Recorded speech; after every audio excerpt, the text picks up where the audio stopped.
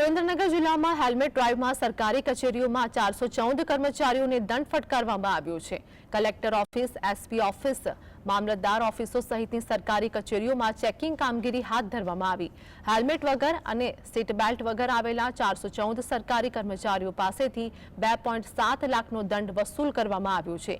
ડીજીપીની helmet ડ્રાઈવમાં 414 સરકારી કર્મચારીઓ helmet વગર જ કચેરીએ આવ્યા હોવાનું સામે આવ્યું। ટ્રાફિક પોલીસ સહિતની પોલીસ સવારથી જ સાંજ સુધી કચેરીઓમાં સ્ટેન્ડ બાય રાખવામાં આવી। તો સુરેન્દ્રનગર જિલ્લામાં સરકારી અધિકારીઓ જ હેલ્મેટના કાયદા ભૂલ્યા હોય તેવું સામે આવ્યું છે। આ સાથે જ હેલ્મેટ ડ્રાઈવમાં સરકારી કચેરીઓમાં 414 કર્મચારીઓને દંડ ફટકારવામાં આવ્યો છે, જેમાં કલેક્ટર કચેરી, મહાનગરપાલિકા, એસપી ઓફિસ સહિતની જગ્યા પર ચેકિંગ હાથ ધરવામાં આવ્યું હતું। સંવાદદાતા ફઝલ અમારી સાથે જોડાઈ ગયા છે। કર્મચારીઓ જ હેલ્મેટ વગર દેખાયા હોય તેવું સામે આવ્યું છે, શું હાલની અપડેટ?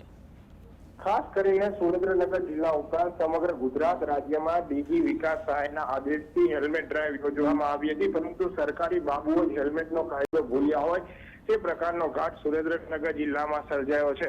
હેલ્મેટ ડ્રાઈવમાં સરકારી કચેરીઓમાં 414 કર્મચારીઓ અને અધિકારીઓને દંડ ફટકારવામાં આવ્યા હોવાનું સામે આવ્યું છે।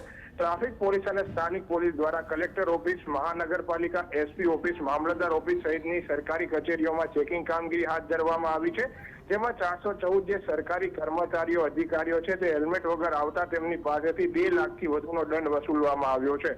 ટ્રાફિક પોલીસ સહિતની પોલીસ સવારથી જ આ કચેરીઓ બહાર લાગી ગઈ હતી અને સાંજ સુધી સઘન ચેકિંગ કામગીરી હાથ ધરવામાં આવ્યા બાદ મામલતદાર અને પોલીસ કર્મચારીઓની અધિકારીઓ અને જે સ્થાનિક અધિકારીઓ છે તે હેલ્મેટ વગર આવતા હોવાનું સામે આવ્યું હતું અને જે સીટ બેલ્ટ બાંધવાનો હોય સરકારી ગાડીઓમાં તે પણ ન બાંધ્યા હોવાનું સામે આવ્યું છે। એટલે સુરેન્દ્રનગર જિલ્લામાં સરકારી બાબુઓ જ હેલ્મેટનો કાયદો ભૂલી ગયા હોય તેવો ઘાટ હાલ સર્જાઈ જવા પામ્યો છે। જી આભાર ફઝલ સમગ્ર માહિતી આપવા માટે।